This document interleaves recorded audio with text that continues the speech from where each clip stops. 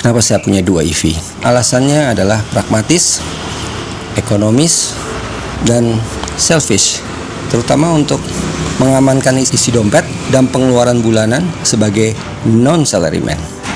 Kami punya dua mobil listrik, tapi bukan sultan. Gue hanya ex-karyawan yang pilih hidup beda.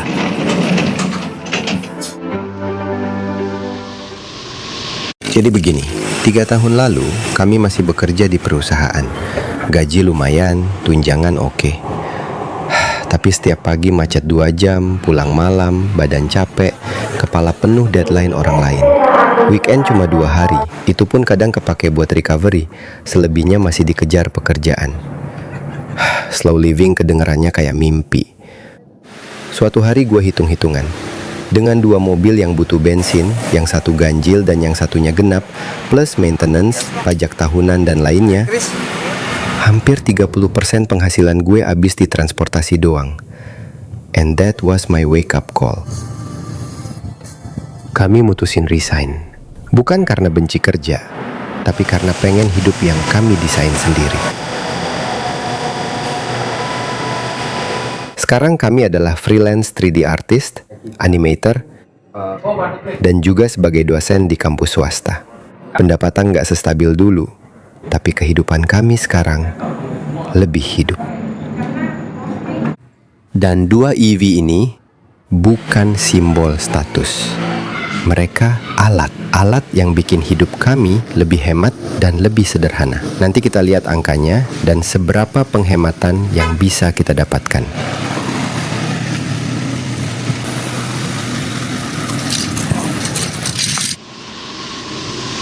Jadi dia tuh udah jalan, terus berhenti di rest area, sopirnya pergi, turun aja.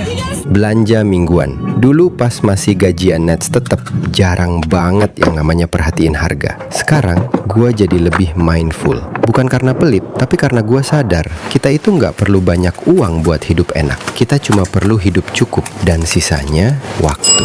Waktu inilah yang tidak pernah cukup, apalagi melakukan aktivitas ini bareng anak. Salah satu alasan gue pilih Geely EX5, bagasinya lega. Dan yang paling penting, trip belanja ini nggak nambah biaya bahan bakar. Bolak-balik rumah supermarket kampus, total jarak sekitar 40 km hari ini. Biaya listriknya nggak sampai Rp15.000, serius.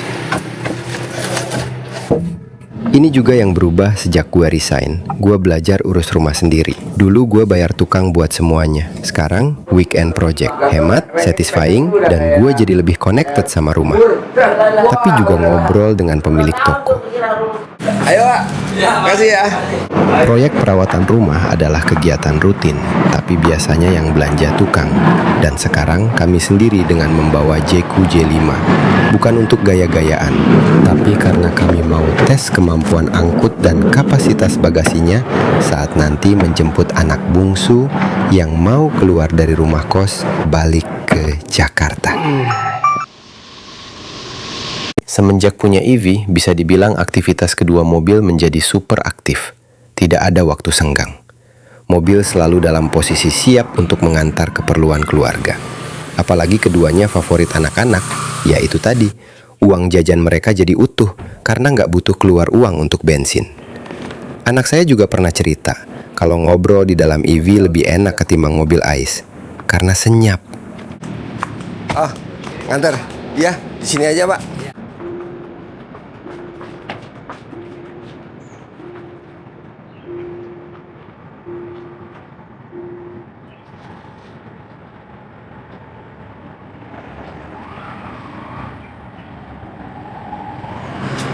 Pekerjaan rumah minggu ini, benerin atap yang dimakan rayap. Rayap Indonesia itu memang ganas dan geragas. Gak ada yang terpikir kan Jeku J5 akan bawa reng, semen dan pasir. Kapasitas bagasi memang belum diuji coba, tapi bawa pasir 1 kol yang gak mungkin juga. Beruntung, bagian atap yang terpasang solar panel dalam kondisi aman sentosa. Kami totalitas. Tidak hanya punya mobil listrik, tapi kami juga panen listrik dari tenaga matahari, biar makin irit pengeluaran rumah tangga.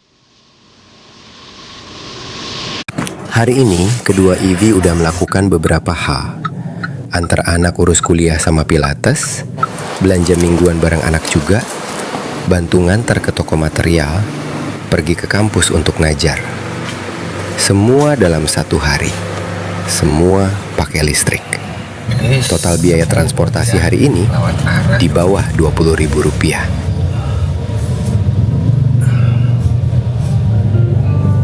Sebagai imbalannya, salah satu dari EV ini kami mandiin sambil ngopi. Yang satunya gimana? Masih dibawa anak kerja sebagai fotografer.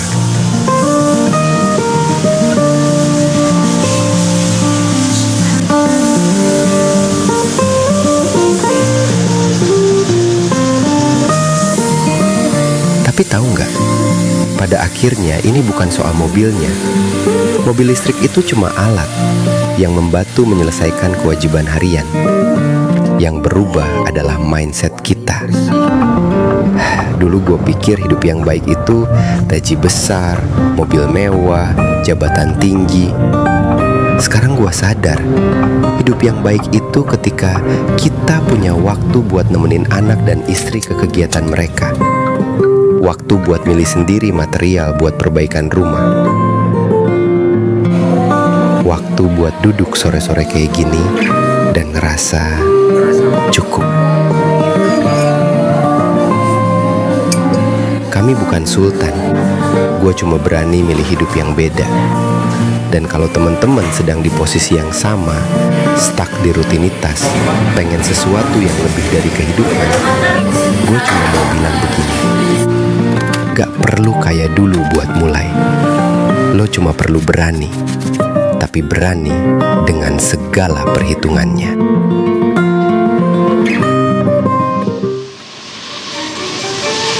Kita akan berikan tantangan nih ke Jelima. Seberapa luas dan gede bagasinya untuk mengangkut barang-barang pindahan kos anak perempuan yang sebagai bapak-bapak pasti sudah banyak yang tahu kalau barang anak perempuan itu lebih banyak dari dugaan kita semua. Bener gak?